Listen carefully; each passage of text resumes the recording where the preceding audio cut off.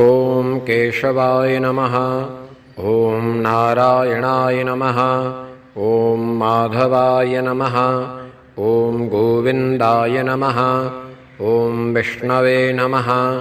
ॐ मधुसूदनाय नमः। ॐ त्रिविक्रमाय नमः।